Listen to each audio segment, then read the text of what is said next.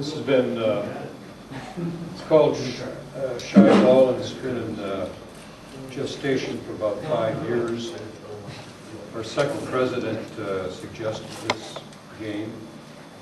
Grew up one set of rules, and then it sort of went by the wayside. And I picked it up about a year ago. Started out square, and Rick Busey suggested this particular layout, which I like. We needed not only a different game, but we also needed something that would lend itself well to demonstration, because we're doing the eye hobby. Okay, so this is built in such a way that supposedly, we have never tried it, from side to side, two parallel sides, happens to be 82 inches, which is just the width of our game table. We use every 6 months or so. So that'll be, we'll see when we get the eye hobby and set up the game table, but this will sit down on the table with the two side rails parallel. If so, it'll just fill. And it was designed that way. So these are made out of 48-inch wide boards, but these have been trimmed to 47, so we get the right dimension across. Okay, most of the contests that can be done in this can be run single robot for demonstration. So at IHOBby we'll want to be doing demonstrations, and this, as Roy said, this is the first one of our contests that actually has object manipulation. It's set up right now with 3 colors. The colors are not what I would have chosen, but it happens to be the colors that practice golf balls come in. And folks decided we didn't want to use ping pong balls. They were too bouncy, and regular golf balls were too heavy. And besides, they're mostly all one color. So we settled on this, and these are very light practice balls. You can feel them later on if you'd like. We haven't done that. Initial game will be very, very simple. It's simply looking for objects. And you'll see that there's a white band around the bottom. This is all prototype work, by the way, so as I've gone along, it's about the 3rd or 4th time I've shown this. First time it wasn't painted. Now we have some additions. On the bottom, you'll see a rail all the way around the bottom. It's a stiffening rail to keep it from bending. The initial one had the sides were very floppy. They're still floppy, but not like they used to be. They don't blow out anymore. They're straight, and they'll stay that way. This was designed for portability, so there are 3 butt hinges and three sets of slip hinges. This thing comes apart. A piece like this folds together, and slip hinges connect, so you've got a 2-layer thing.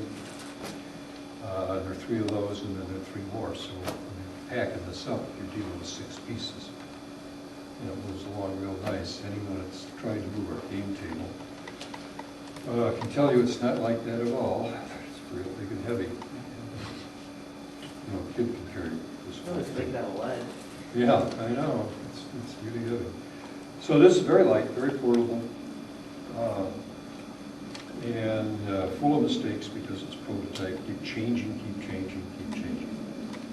Okay, so one of the changes, folks said, well, how are we going to see colored balls against colored walls? That seemed reasonable, so now you have white on the bottom. And the balls, none of the balls are white. We also have some yellow ones and such. So it'll make it easier to find a ball. And to start with, we don't care about color. The balls are just objects. The early games, when we're starting to get people to build robots, we're only looking for the objects. You don't care what color. Later on, the more advanced games, and I've written about 20 of them for this thing already, the more advanced games require that you recognize ball color and manipulate the balls on the basis of the color. But for the simple game, primarily the deal is there'll be a certain number of balls in set locations. They could be random, but the problem with that is how do you do it fairly? for everybody. So if the balls are set in fixed locations, and by and large, you would put in that corner, or in that corner, but not in the center. And there can be up to 2 in that corner, up to 3 in this corner. So you can have a lot of balls, or very few balls. But for every configuration, for every number of balls, there's a starting configuration. You can put your robot anywhere in the middle, and as a demonstration, the robot just runs around, grabs balls, and throws them either side, and you've got a stopwatch, and you snap it off when it's done. And the fastest robot to do that would win, or just as a demonstration. That could be a contest, or as a demonstration, the robot just finds the balls and tosses them elsewhere. Throwing balls over the outer wall is a penalty, and every time you throw one over, the penalty gets bigger and bigger and bigger. And the reason is, you don't want little kids running around, stepping on these things, twisting an ankle, falling, etc. So for safety, we want them to stay inside the arena. Okay, if you have 2, you can have 2 up to 3 robots at a time. And depending on the level of the game, the initial level of the game is get rid of the balls, but you can have other kinds of games. When you get advanced in terms of manipulation, you see 3 balls, we can give you like 9 and a little triangular thing. Instead of your job now, instead of throwing the balls over the side, is to pick up the balls and stack them into a little pyramid. First of all, just stack, put in 3 in a little triangle, then a bigger triangle, flat. You can make the triangles bigger. It's like on a pool table. But then, now when you fill those, it's stacked higher. So you start with a matrix of 6, and then 3, and then 1. And then to make it more complicated, you're given a whole bunch of balls, and you have to find the right colors, and you put red balls on the bottom, and you put orange balls in the middle, and blue ball on top, or whatever the rule asks for. Okay, so just in terms of manipulation, it can get harder and harder and harder. Yeah? We go back to your original thing where you said just get rid of the balls. Does that mean you're going to put it in somebody else's? Somebody else's, yeah, somebody else's. Get them out of yours, put them in someone else's, and the score depends on how many balls are in there. But that's the simple score. No, that's fine. I just wanted to understand where it was going. What? Just wanted to understand where it was Yeah, going. and there's more difficult scoring that goes along depending on the mix of colors and so forth. You don't have to recognize the colors, but the colors do tell us where the balls came from. Okay, so those are a bunch of things. And then at the last meeting, there were some other suggestions. One of them was, why don't we have a center area too?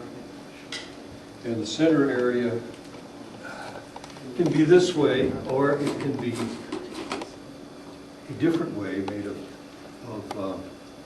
3 boards that look like this, that form a triangle in the center. Right angles to each one of these. This allows you, however, yes, to put a ball in there, and if you put it on your side, you get more points, and if you get it in there, but in one of those other 2 parts, you would get less points. And you could do it the other way, but this is the easiest way. Put it in your own triangle, and you get neutral points.